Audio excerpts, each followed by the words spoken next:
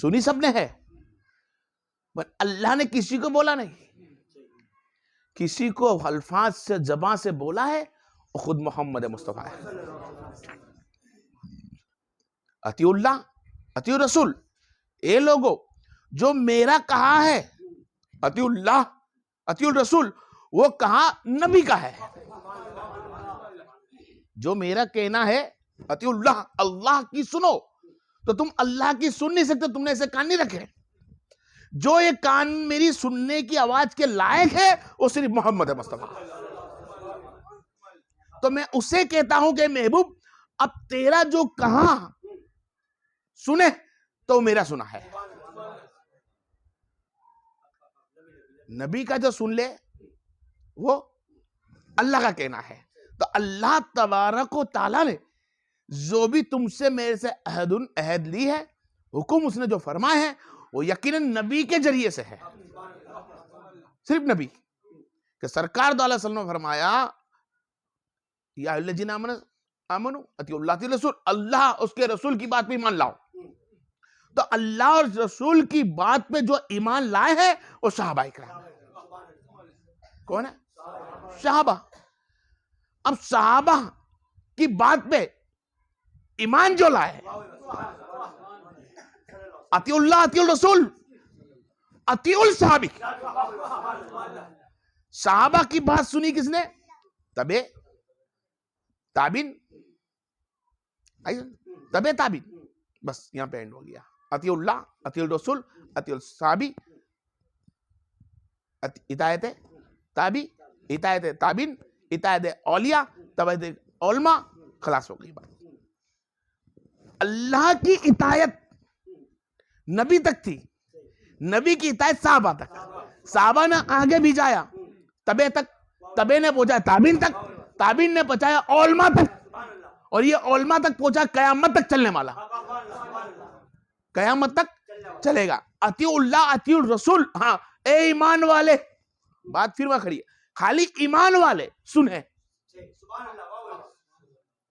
अल्लाह की बात, रसूल की बात। अल्लाह और रसूल की गुफ्तगू कुरान की गुफ्तगू है। कुरान की आयत किसके लिए? ईमान वाले के लिए।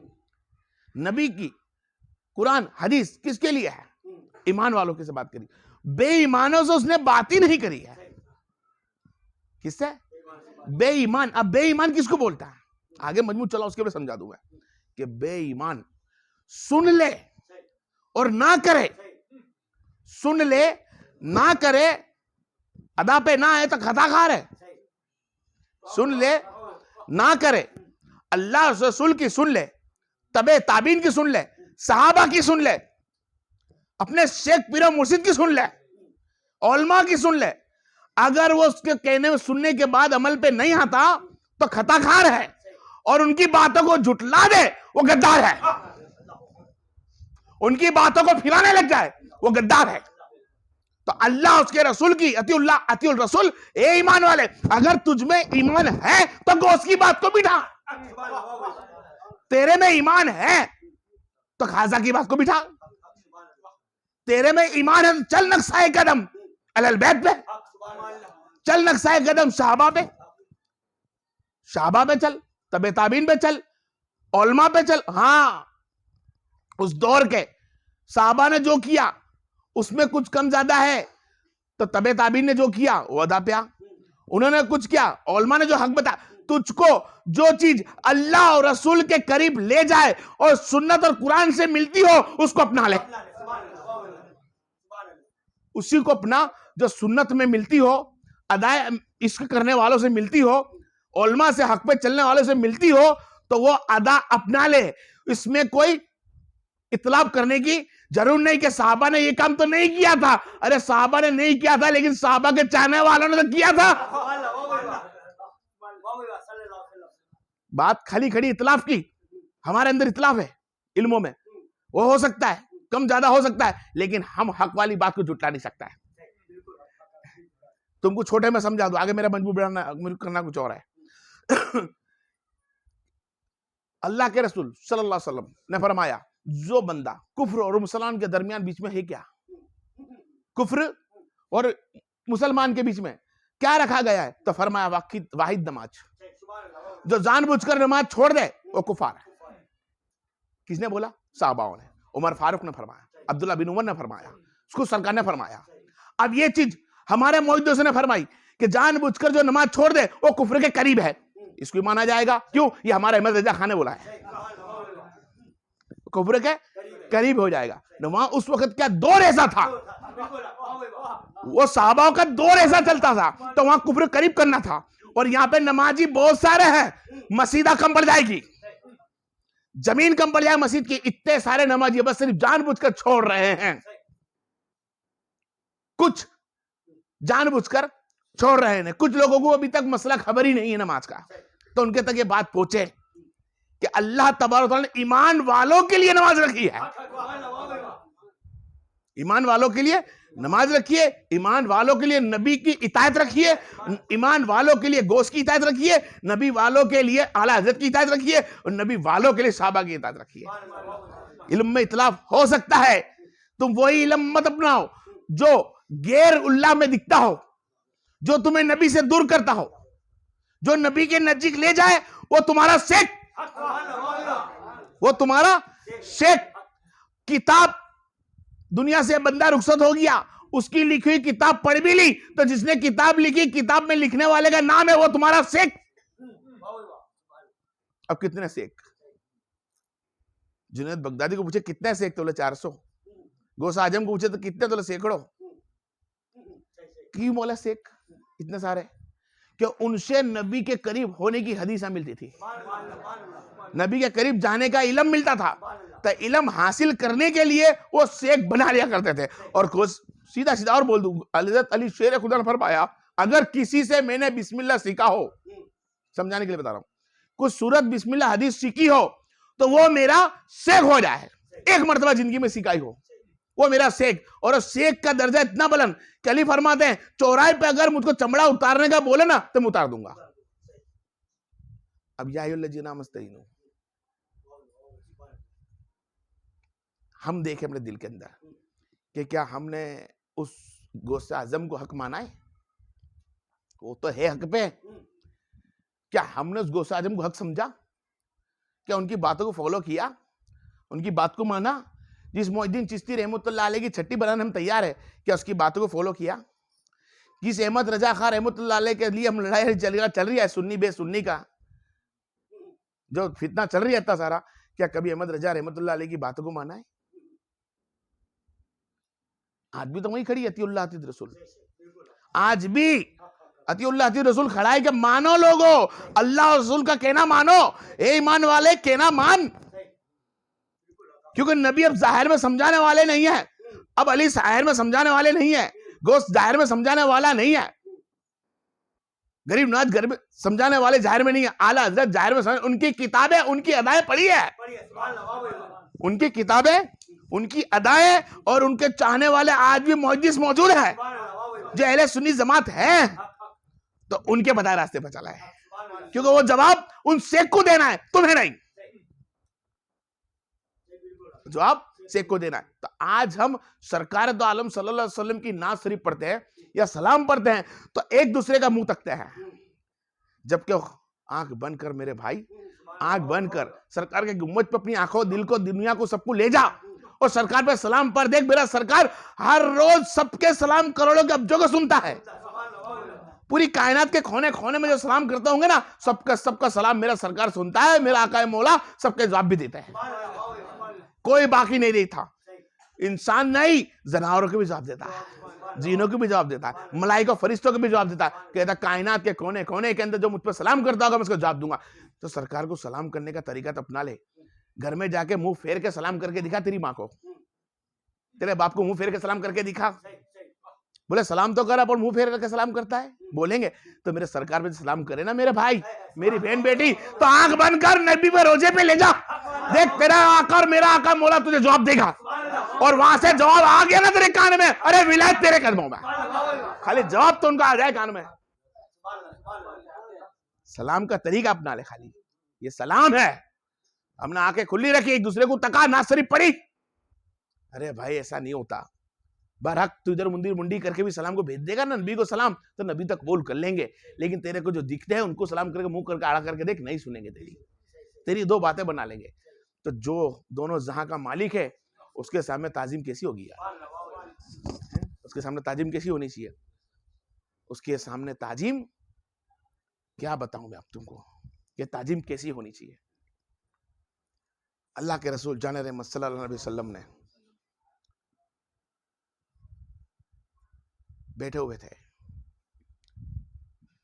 मोहब्बत की झगड़े होते हैं, किसके होते हैं, हम लोग दुनिया में झगड़ रहे हैं धन दौलत पैसे के लिए, और कोई लोग इसके लिए भी लड़ते हैं।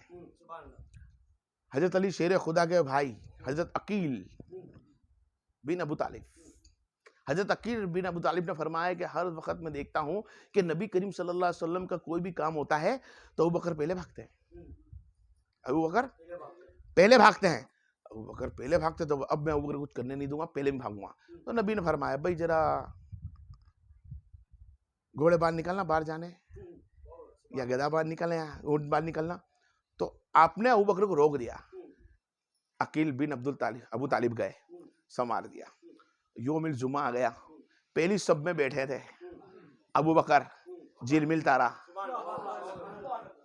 सूरज की किरणें, झिलमिल तारा सूरज की किरणें, नबी पे जान देने वाली जान, अबू बकर की बेटी अकील बिन अबू तालिब आए, ने उठाया, उठो अबू बकर, क्या पीछे चले जाओ, क्या कर दिया, पीछे चले जाओ। अबू बकर उठे, पहली सब छोड़ी, दूसरी सब छोड़ी, तीसरी सब छोड़ी, ऐसा करते सातवीं सब में खड़े हो गए। कौन सी सब में, सातवीं सब में खड़े। नबी ना अकील को पूछते, अकील बिन अबू तालिब यहां बैठ जाऊं, तो बोला हाँ बैठ जाओ। सातवीं सब में बैठे, इजाजत ली, बैठ गए, अकील वहीं बैठे रहे उनकी जगह पे, वहां बैठे। जुम्मा खलास, खुतबा पूरा हो गया। खुतबा पूरा होते ही अली देख रहे थे, बड़े भाइयों को छोटा भाई देख रहा था, अली छोटे हैं। अब नबी की बारगाह में पूछे, या रसूल अल्लाह आप में अकील को समझाइए, अबू बकर के साथ ऐसा किया। आपने फरमाया अकील को छोड़ दो, उसने जो किया। अबू बकर ने क्या किया, अकील की बात छोड़ो, अबू बकर ने क्या किया, अबू बकर ने क्या किया। तो अबू बकर को पूछा, अबू बकर तुमने क्या किया, तो फरमाया ये औलादे रसूल का खून है, नबी का खून है, ये जो बोले हुकुम मानना पड़ता है। अबू बकर को सातवीं सब में भेजा पहली सबसे, ये भी एहसान है।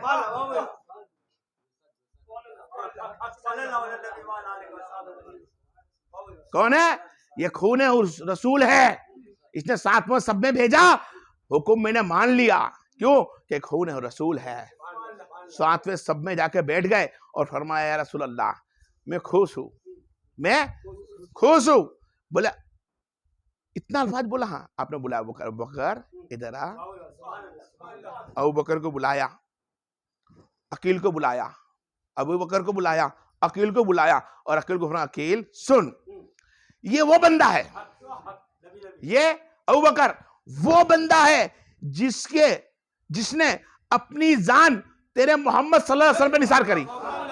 जिस वक्त कुफा के जब काबे के अंदर मुझको तिजारत करनी पड़ी, गारों में जाना पड़ा, तो इनकी बेटी पकाकर खाना मुझे देती थी, ये खाना लेकर आते थे और मेरे पीछे जान देने तैयार होते थे। और जिस मस्जिद के अंदर पहली सब से तुमने सातवीं सब पे भेजा ना, और पहली सब में बैठे ना, वो जमीन खरीद के भी अबू बकर ने दी है, मस्जिद नबवी की जमीन अबू बकर की है। और अबू बकर का जवाब क्या था, ये सब कुछ तो अबू बकर ने दिया।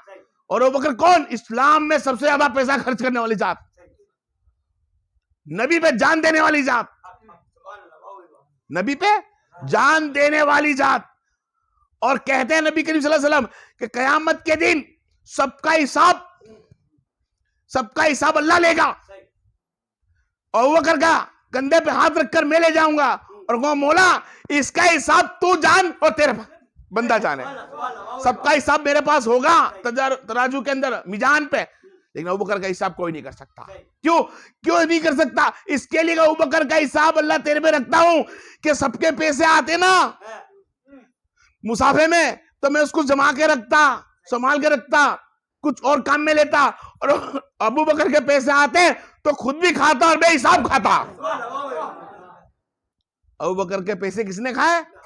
खुद मोहम्मद मुस्तफा ने, खुद मोहम्मद मुस्तफा सल्लम ने खाए। क्या सीखने मिलता है हमारे को इससे? कि नबी करीम जान रहमत सल्लल्लाहु अलैहि वसल्लम से, अहले बैत से कितनी मोहब्बत उस अबू बकर को, कि पहले सब छोड़कर मस्जिद में उठाने का हुक्म नहीं, आप फिर भी अहले बैत की बात सुनी, खून रसूल सुना और साथ में सब पर बैठ गए। आज के मुहद्दिस कितना ही पढ़ेला हो, कारी और मुफ्ती हो, और किसी सैयद जात तो बड़ी बात दूर रही, वो हलेगा नहीं कि अगर किसी सैयद पीर ने भी उसको बोल दिया तो। सैयद की ताजीम करने का हुक्म है अहले मरकज में, सुन्नी जमात में, मोहब्बत करने का, जान देने का हुक्म है उन लोग के पीछे। लेकिन आज का आलिम उलमा अपने आप को सुन्नी बताएगा, लेकिन कभी सैयद का एहतराम नहीं समझाओगा। सैयद का एहतराम समझना है, जा सुनो अबू बकर क्या बोलता है, जबकि औलाद रसूल है अभी हाल में, और वो खून रसूल थी, वो खाली खानदान रसूल था, और यहाँ औलाद रसूल है। एक खानदान में होना अलग होता है, एक औलाद रसूल होना अलग होता है। तो औलाद रसूल की इज्जत सही से नहीं करते हम। किसने की है? देखे तुम, कई मुहद्दिसों को देखा है मैंने, कई आलिम उलमा को देखा है कि सैयद को अबे तबे से बात करते हुए, सैयद के साथ उसका कोई एहतराम नहीं, और सैयद घराने को एकदम छोटा रखकर कर दिया। क्या है? तुमने मुफ्ती हूं, कारी हूं, अरे भाई है तो क्या हुआ, लेकिन सैयद से आला नहीं हो सकता। आला कोई है तो मोहम्मद मुस्तफा, आला कोई है तो अकील है, आला है तो अली है, आला है तो अकील है, आला है तो अली है, और आला है तो हसन हुसैन है, आला है तो गौसे आजम गरीब नवाज है। औलाद रसूल का मकाम कुछ और है, वो इल्म से नहीं बने। अहले बैत जो बनी है वो इल्म से नहीं बनी है, कुरान पढ़ने से नहीं बनी, नमाज पढ़ने से नहीं बनी, खैरात ज़कात करने से नहीं बनी। अहले बैत बनी है मोहम्मद के कौल से, नबी के हुक्म से बनी है। और कारी मुफ्ती आलिम उलमा किताब पढ़ के बनता है, वो किताब पढ़ता है, अली बे से लेकर कुरान हाफिज बनता है, फिर हदीसें ढूंढता है। जब उसको लक़ब मिलता है कारी का, मुफ्ती का, इमाम का, आलिम का, और औलाद रसूल पैदा होते औलाद रसूल होती है।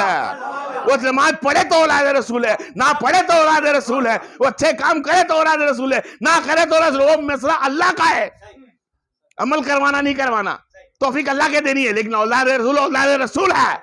इमाम जब गिनाएगा तो तू इमामत के पोस्ट पे पहुंचेगा, कारी तब गिनाएगा तो कारी के पोस्ट पे पहुंचेगा। लेकिन औलाद रसूल पैदा होते ही सैयद होती है, वो सरदार हो जाती है, वो सरदार हो जाती है। आ मेरे भाई, जो साहबा ने ताजीम करी उस औलाद रसूल की, तू करके देख, तू करके देख। हुरैरा हर जात पे, हमारे पे भारी, औलिया किराम पे भारी, तबे ताबीन पे भारी, साहबा के अंदर है। लेकिन देखे वो हुसैन अलैहिस्सलाम के पैर कैसे पहुंचता है, अपनी कलमली उतार कर पैर पहुंचा, चप्पल साफ करी, क्या करी? नालेन साफ करी। क्यों कहते हो? कि मैं जानता हूं औलाद रसूल की ताजीम, और औलाद रसूल जन्नत के सरदार है, जवानों के सरदार है। खैर इल्म कम के हिसाब से बोलना पड़ता है कि जवानों के सरदार है, किताब के हिसाब से, बाकी वो जन्नत के सरदार है यार। क्यों? अरे जन्नत में बूढ़ा है कौन? वहां तो सब 33 साल के, और बूढ़ा किताब में कब आता है? 40 साल के बाद। तो अब बूढ़ा गया कौन? ना बूढ़ी औरतों होगी ना आदमियों में होगा। खैर सलाम पढ़ी।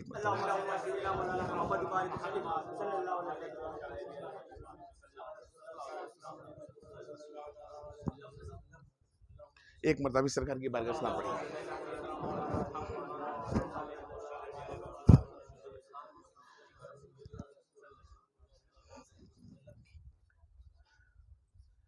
मैं फिर से वो चीज दोहराता जो पहले दोहरा चुका हूँ, शायद उसमें कुछ नवा निकल जाए तो अल्लाह की मर्जी। लेकिन आप उसको समझे कि अल्लाह तबारक व तआला ने हमको आज बेगी किया है, ना जाने अगला दौर मिलेगा कि नहीं मिलेगा। कल की सुबह हम जगेंगे नहीं जगेंगे।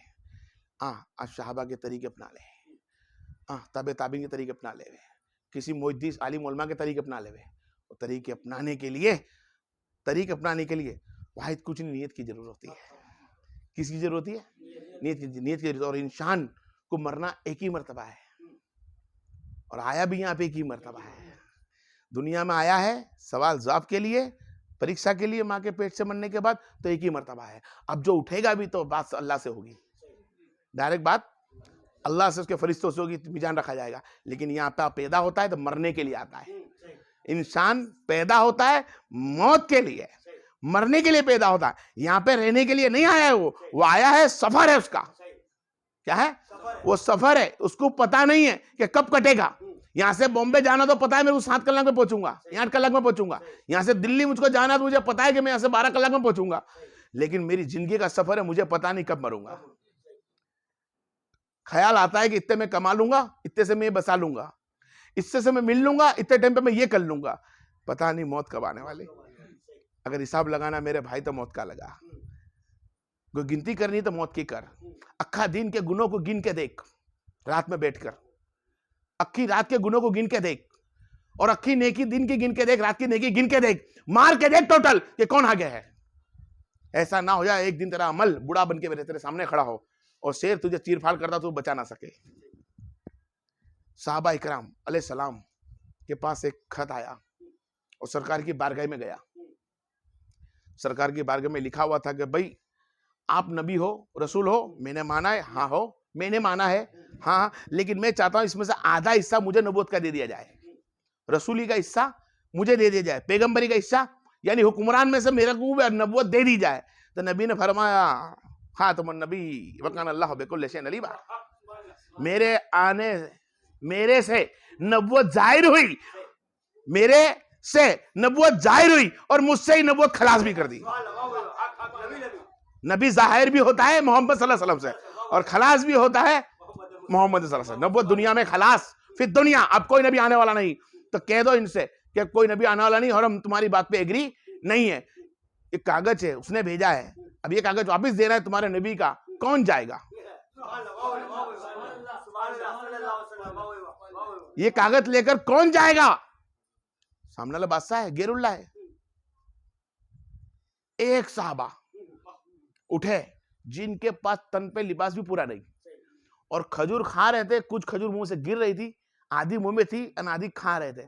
आप खड़े हो गए, बोले सरकार मैं जाऊंगा। क्या कह दिया?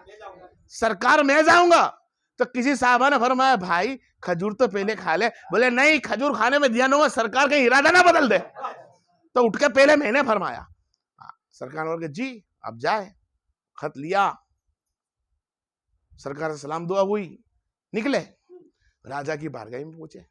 दुनियावी राजा था, फिर दुनिया बोला भाई हमारे आका के वहां से मैं आया हूं। तो राजा बोले खबर तो अच्छी आएगी, तो लाओ उसको लेकर आए। बुलाओ। बोले क्या बोला? बोले हमारे आका ने फरमाया है कि भाई नबूवत तो तुझे नहीं दे सकते, ना कोई हिस्सा मिल सकता है, क्योंकि खातमुन नबी मेरे नबी पे सब चीज खलास हो चुकी है।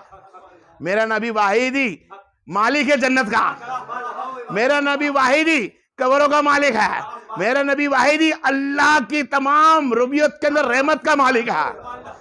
मेरा आका काफी है पूरी कायनात के लिए, 2 जहां की क्या 70 जहां की भी हो, 7 जाके तो काफी है मेरा आका। मुझको दूसरे नबी की और हमको भी दूसरे नबी की जरूर नहीं है। तो राजा ने फरमाया क्या तुझे लगता नहीं कि ये बोलने से तुझे मौत का डर नहीं लगता? तुझे मौत का डर नहीं लगता? तो बोले नहीं लगता, मौत का डर नहीं लगता। तो बोले तेरी गर्दन पे तलवार रख दी, उसके गर्दन पे तलवार रख दी साहबा के। फरमाया अब? बोले नहीं डरता, मैंने जो बोला वो हक है कि ला इलाहा इल्लल्लाह मुहम्मद रसूलुल्लाह। तो बोले छोड़ दे इस नाम मोहम्मद के। तो मुस्कुराया, साहबा मुस्कुराए, और मुस्कुराया तो उसने जलाल में आके हाथ काट दिया। एक हाथ कटा, जैसे हाथ कटा तो बोले अब नाम छोड़। बोले नहीं छोड़ूंगा। बोले तुझे मौत से डर नहीं लगती? अरे मौत से बड़ी चीज छोड़कर आ रहा हूं। क्या? मेरे को अल्लाह ने 11 औलाद दे रखी थी, 11 औरतें दे रखी, 11 बच्चे दे रखे हैं। कितने? 11 बच्चे मुझे दे रखे हैं। और वो जब मुझे अब्बा पुकारा तो उनको पलट के ना देखा। नबी की शान बोलने तेरे वहां आ गया तो गर्दन कटने में मैं क्या डरूंगा तुझसे? जब नबी की तारीफ सुनी, 11 बच्चे साहबी छोड़कर अल्लाह के नाम का खत लेकर, रसूल के नाम का खत लेकर बारगाह इसके पहुंचते हैं शैतान के पास, उस राजा के पास। राजा हाथ काट दिया, दूसरा भी काट दिया, यहां तक के गर्दन तक उड़ा दी। क्या उड़ा दी? गर्दन तक काट दी। वहां गर्दन कटती थी या सरकार के आंख में आंसू आते थे। सरकार को पूछा, सरकार क्या हुआ? बोले जो खत लेकर मेरा कासाब गया था, उसको कासाब बोलता है, मेरा कासाब जो गया था वो शहीद हो गया और मैं देख रहा हूं उसको कि जन्नत के अंदर उसको फरिश्ते लेकर जा रहा है। हाँ मेरे खाली वाक्य खलास नहीं होता, ये वाक्य बताने के लिए हमारे क़यामत तक का टाइम है, लेकिन हमारे समझने के लिए टाइम नहीं है कि देख उनकी जिंदगी क्या थी। नबी का चाहने वाला था, एक मरतबा जिंदगी मिली, 11 बच्चों को पलट के नहीं देखा, औरत भी थी, गरीब था, पूरा लिबास नहीं था, लेकिन नबी पे जान दे दी। हम तो ना माल दे सकते पैसों का, ना लिबास दे सकते हैं, ना कभी मिलाद नबी पे हमने पैसा खर्चा करा हो, ना मिलाद नबी पे किसी गरीब को कपड़े दिए हो, ना मिलाद नबी पे किसी के पीछे दुनिया लुटाई हो, ना हमने वक्त निकाला है। मिलाद नबी पे अगर घूमने का वक्त देगा, सिर्फ घूमना फिरना, कभी ये नहीं सोचेगा मिलाद नबी आई लाख झुरमुट बनाऊं, 4 बहन भाई से मिलूं और सरकार पर दुरूद सलाम भेजूं, नाता सलाम पढ़ू। नहीं, सिर्फ दावा हम करने तैयार है, हम सुन्नी अहले सुन्नी जमात है। देख मेरे भाई, सही में अहले सुन्नी जमात है क्या? अहले सुन्नी जमात का माहौल जो ऐसा था? नहीं, अहले मरकज़ सुन्नी जमात का मजमू था कि किसी का ऐब नहीं खोलते थे, किसी का ऐब नहीं खोलते थे। आंखों देखी गुनाह देखते थे, कोई पूछता था इन्होंने गुनाह किया, पता नहीं, अल्लाह जानता है।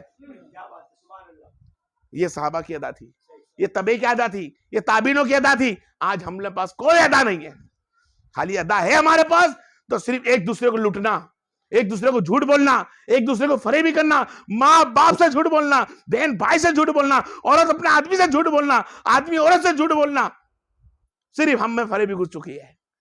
फिर हम कहे अहले सुन्नी जमात, देख भाई अहले सुन्नी जमात में ऐसा था नहीं, अहले सुन्नी जमात में ऐसा नहीं होता था। अहले सुन्नी जमात में तो बहुत बड़ा दर्जा होता था। अहले मरकज़ सुन्नी जमात में कैसा होता था? जंग के लिए सरकार के सहाबा निकले, जंग के लिए सरकार के सहाबा निकले, फतेह करते गए, फतेह करते गए। सरकार दुनिया में मौजूद नहीं, उनके पर्दे की बात है। जंग गिरोह पहुंच गया, नसारा ईसाइयों ने बोला मुसलमानों का गिरोह आ चुका है, शायद हमें मार देगा और इन लोग के लिए इनका जो ईमान है वो भटक गया, हम जीत जाएंगे। तो ईसाई ने क्या किया? अपनी बहन बेटियों को, औरतों को मादर जात खड़ा किया। क्या किया? मादर जात खड़ा किया, कपड़े उतार के उनको बाहर खड़ा कर दिया गया, लगा दिया गया दरवाजों के पास कि मुसलमान का गिरोह आएगा और तुमको देख के देखेगा और सब हार जाएंगे लोग। लेकिन सहाबा का गिरोह था, अहले सुन्नी जमात थी। कौन थी? अहले सुन्नी जमात है, ये अहले सुन्नी जमात है। आज के फिरके वाली जमात नहीं है कि अपना गिरोह बना के फिरके नारे मरवा दिए। 2 नीली झंडी ले ली, 2 पीली झंडी ले ली, एक लाल कपड़े पहन लिया, पीले कपड़े पहन लिया, एक ने काले कपड़े पहन लिया, एक ने लंबे लंबे पहन लिया, एक ने ऊंचे ऊंचे पहन लिया। ये अहले मरकज़ सुन्नी जमात है। ये जमात सहाबा की है। औरतें नाम लिबास खड़ी हुई है, सहाबा इकराम दरवाजे में तोड़ के एंट्री करते हैं। अहले सुन्नी जमात जा रही है, जमात जा रही है, सहाबा की जमात जा रही है, अरे नबी की जमात जा रही है, नबी के बताए रास्ते की जमात जा रही है। जैसे दरवाजा तोड़ा, मादर जात देखा, सहाबा ने सदा लगा दी, रुक जाओ, सबकी निगाह नीचे कर लो। क्यों? नहीं भी देख सकते, गैरुल्लाह औरत की तरफ देखना इस्लाम के अंदर हराम है, अहले सुन्नी जमात के लिए हराम है। तो सब के सब घोड़े सवारों ने अपनी आंखें नीची कर ली और आगे बढ़ते रहे कि रास्ता आगे से मिल जाए, कहीं लड़ने की जगह मिल जाए। तो वहां के फादरी जिसने बोला था वो उतरा दरवाजे के पास, हुक्मरान जिसने रोका था वहां रुक के चिल्लाया और फरमाएगा माफी, मान गया उस नबी को जिसकी अहले जमात आई है कि हक हो तुम नबी पर। उस कलमा तैयब वाला भी हक है, न कलमा तैयब पढ़ने वाला भी आज हक है कि गैरुल्लाह के सामने आंख उठा के नहीं देखा। तो इससे बढ़कर धर्म कौन सा, इस्लाम कौन सा? खाली अदा देखी, नबी के कदम पर चले, बताए रास्ते पर चले। अरे ईसाई ने इस्लाम कबूल कर लिया, ईसाई ने इस्लाम कबूल करा, अपनी बहन बेटी को आंख उठा के, उसकी ईसाई की बहन बेटी को आंख उठा के मुसलमान ने ना देखा तो इस्लाम कबूल कर लिया। मेरे भाई तूने क्या किया? तू गौर कर, तू कौन सी गफलत में है? ईसाई तो अपनी जात बचाने वाला था, उस सोसाइटी को बचाने के लिए उसने मादरत खड़े करे थे। तूने क्या किया? तू तो तलाश में रहता है मेरे भाई कि कौन सी बहन ऐसी दिखे जिस पे मेरी नजर पड़े। क्या जवाब देगा कयामत के दिन? क्या करेगा? पछताएगा, कब्र में पछताएगा, बुढ़ापे में पछताएगा। कुरान में लिखा है फस्कुरनी अस्कुरुकुम, तुम जैसा बोगे मैं ऐसा काटूंगा, और तुमने मेरा जिक्र दुनिया में करा, मैं आसमानों पे करूंगा। अल्लाह तुम्हारा मेरा जिक्र करना आसमानों पे तैयार है। जमा के देख मिलादे महफिल। अरे महीने की 1 पगार के अंदर 4 भाई मिलने के बाद 25 बहन भाई को भेगी कर ले, बस न नबी का नाम देके महफिल जमा ले, अल्लाह तेरे घर में बरकत फरमा देगा, खैर बरकत कर देगा। लेकिन नाइट औरत के पूरी नाजायज चीजें पूरी करने के लिए, बेटा बेटी की नाजायज चीजों पूरे कर, खुद की नाजायज चीजों के लिए पैसा होगा, नबी की मिलाद के लिए पैसा नहीं होगा, अली की विलादत के लिए पैसा नहीं होगा, हसन हुसैन की विलादत सादत के लिए पैसा नहीं होगा। वाहिद पैसा होगा, जेवर होगा, खाना होगा, पीना होगा, सिर्फ दुनियादारी के लिए है। कभी अहले मरकज़ जमात के लिए नहीं होगा, कभी जमात को भेगी करने के लिए नहीं होगा, नबी पर सलाम पढ़ने के लिए नहीं होगा। आज साहबा इकरामों ने जो काम किया है, आज उसके नक्शे कदम पर चलने से इंसान मोमिन बनता है, ईमान वाला बनता है, वलीउल्लाह बनता है, तबे ताबीन बनता है। यहां तक कि आज मुहद्दिस जो बनकर बैठे हैं, ये साहबाओं की अदा है, ये तबे ताबीनों की अदा है। चाहे वो हमारे अहमद रजा खान रहमतुल्लाह अलैह हैं अस्सलाम, उनको भी साहबा के नक्शे कदम पर चलना पड़ा, उनको अबू हनीफा के कदम पर चलना पड़ा, तब अल्लाह तबारक व तआला उनको रहमत अता फरमाई। अहले बैत की ताजीम करनी पड़ी, तब अल्लाह उनको अदा फरमाया। तो आज हमारा फर्ज बनता है, किसी औलाद रसूल है, क्या करता है लेना देना नहीं, उसकी ताजीम करें। कोई उलमा इकराम है, उससे मोहब्बत करे, इल्म हासिल करे और हमारे घरों में ले जाए। देखे हमारी बहन बेटी के अंदर कुछ कमी है, उसको हम पूरा करें, हमारे अंदर कुछ कमी है हम पूरा करें। अक्की जिंदगी जब तक सांस चलेगी, जब तक तुझको इल्म सीखने सिखाने के लिए रखा है, तुझको अल्लाह का जिक्र इबादत करने के लिए उतारा है, अल्लाह ने तुझे यहाँ पर फरेबी फैलाने के लिए नहीं उतारा। मेरे भाई मेरी बहन, किसी की गिबत करने के लिए नहीं उतारा है। वाहिद अपने दिलों के अंदर अल्लाह और रसूल का इस्नाक और गुब्ज रख, कपट रख, गुब्ज भी कर, गपट भी रख, कपट रख, गुब्ज रख, दिल में दुश्मनी रख उस जात के लिए जो नबी का दुश्मन है, उस जात के लिए जो अली का दुश्मन है, उस जात के लिए जो अहले बैत का दुश्मन है, उस जात के लिए जो अहमद रजा खान का दुश्मन है। जो अच्छे लोगों का दुश्मन है, नेक बंदों का दुश्मन है, तो उसको अपना दुश्मन बना ले। छोटी मोटी बंदियां छुट्टी है तो उस पर उंगली ना उठा, वो काम तो मौला का है, वो तब तौफीक देगा जब तुझसे काम ले लेगा। लेकिन रो और बोल उसको कि अल्लाह तुझे कामयाब करे। और जरूर बंदे के हाथ में, जिस बंदे को रोना नहीं आता ना, नबी करीम सल्लल्लाहु अलैहि वसल्लम ने फरमाया कि रोने की शक्ल बनाए, और रोकने की शक्ल भी जिसकी ना बनती ना, तो कहता कि अब तो तेरे को अल्लाह ही जाने क्या होगा। कई बुजुर्गों जिनका कॉल है ये, तो रोना सीखे, रोना अल्लाह की बात में रोना कैसा चाहिए, उसके सामने गिड़गिड़ाना कैसा चाहिए। लेकिन आज हमको रोना नहीं आता। हर तरह का हम सॉन्ग गा सकते हैं, चाहे इंग्लिश में हो, चाहे कोई भाषा में हो, हिंदी में हो, गुजराती में हो, लेकिन हम सॉन्ग गाने तैयार है, लेकिन नबी करीम की नात पढ़ने तैयार नहीं है। शरीयत के अंदर हुक्म नहीं है कि जो सॉन्ग लेडीज ने गाया हो और तुम्हारे इस्लाम के खिलाफ हो तो उसकी आवाज में तुम गाओ। आदमी तक का भी सॉन्ग तुम नहीं गा सकते। सिर्फ वाहिद तुमको अल्लाह ने ज़बान दी है, सिर्फ वाहिद अल्लाह तबारक व तआला की सना के लिए, नबी करीम सल्लल्लाहु अलैहि वसल्लम की तारीफ के लिए, उनका जिक्र पे दुरूद सलाम करने के लिए, उनकी बुलंदी के लिए। लेकिन आज हमने ज़बान को सिर्फ गलत सलत बना के रखी है। आज सांसों की जगह सितर भी नहीं रहे। क्यों? दिल वालों की जरूर है, सर वालों की जरूर नहीं है। तो दिल बनाए ऐसा जिसमें अल्लाह उसका रसूल तुझ पर हक पर भेजे, हक पर भेजे, हक पे तू बैठे। लेकिन हक पे बैठने के लिए आज हमारे पास कुछ नहीं है। हक पे बैठने के लिए कुछ नहीं है, टाइम है ही नहीं। हमको कोई घर बैठे कोई दे जाए इल्म तो अच्छी बात है। आज हम फोन के अंदर लगे ले, हर इल्म फोन पे हक नहीं है। हर इल्म फोन पे हक नहीं है, गलत है। कुछ फोन के अंदर बयान आ रहे हो गलत है, कुछ बयान सही है, कुछ गलत है। गलत सुन लिए तुम कहां जाओगे? एक बंदा आके फरमाता नबी पे इल्म गैब नहीं है, नबी मरकर मिट्टी मिल चुका है, तो उससे लड़ने की कोई जरूरत नहीं। कहना तेरे लिए मिल गए, तेरे लिए गैब नहीं था, तेरे लिए बेगैब थे, तेरे लिए मिट्टी मिल गए, हमारे लिए आज भी हुजूर है। खुद ही बोलता है कि हुजूर दुनिया से रुखसत होकर मिट्टी मिल गए। अबे हुजूर भी बोलता है और मिट्टी मिल गई बोलता है, हुजूर का मायना भी तो हाजिर है, हुजूर का मतलब ही हाजिर होता है। और गया गैब की खबर तो नबी बोलता है, तो नबी का मायना ही गैब की खबर वाला होता है। दोनों चीज हक भी बोलता है और इनकार भी करता है। ये गद्दार है, ये गद्दार है, ये गुनहगार नहीं, ये गद्दार है। इनका फैसला अल्लाह करेगा।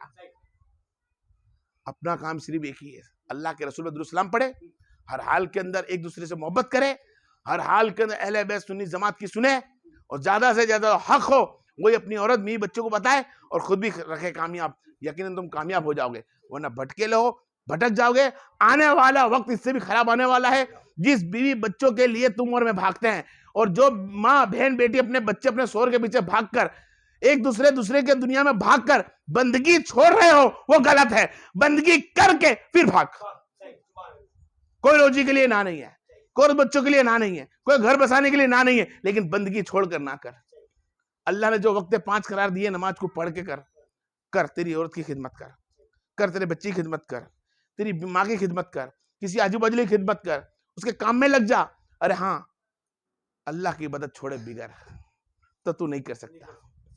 गलत, यकीनन गलत। जो इंसान अल्लाह की इबादत करे और उसके बाद अपनी बीवी के पास बैठकर खाली उसने प्यार से बात भी करी ना, तो जन्नतुल कारी, मस्जिद नबी में बैठने के एहतिकाफ का सवाब। एहतिकाफ जिसको बोलते हैं कि अल्लाह की मुलाकात के लिए बंदा बैठता है, तो मदीना में बैठा होगा, वो सवाब मिलेगा जो अपनी औरत कस बैठेगा। इबादत छोड़कर नहीं, इबादत करके, ईसा की नमाज पढ़कर। तुमने इबादतें छोड़ दी, औरत से मोहब्बत करी, इबादतें छोड़ दी, बच्चों के काम धंधे में लग गए, इबादतें छोड़ दी, लोगों को अच्छी भली बात करने लग गया, इबादतें छोड़ दी, टोपी दाढ़ी लेकर घूमना चालू कर दिया। खैर, सुन्नत है, उसका इस्तेमाल कौन करा? अगर तू यकीन टोपी की कदर करता, दाढ़ी की कदर करता, वहां ईसाइयों ने ईमान लेकर आ गए। नबी की एक सुन्नत कि गैरुल्लाह को देखना मत, आंखें नीचे रखना, और जिस बहन के पास लिबास कम हो तो अपनी नीचे मुंडी डाल लेना। नीचे मुंडी डाल के गए, सब ईमान लेकर आ गए। आज तुम लब्बा लहंगा पहनने के बाद भी बोल कर आओ किसी को ईमान लाने का, जाओ बोलो ईसाई को बोलो ईमान लेकर आए, बोलो नसारा को ईमान लेकर आए, यहूदी को बोलो ईमान लेकर आए, आज हिंदू धर्म वाले को बोलो ईमान लेकर आए। लाएगा कोई? क्यों लाए? क्यों? कि आज हमने हिंदुस्तान में मुसलमानों के अंदर एक दूसरे की गिबत और फिरकिते बना रखे हैं कि हमें इसके मोहब्बत नहीं है, किसी के दिल में इसके मोहब्बत क्या डालेंगे?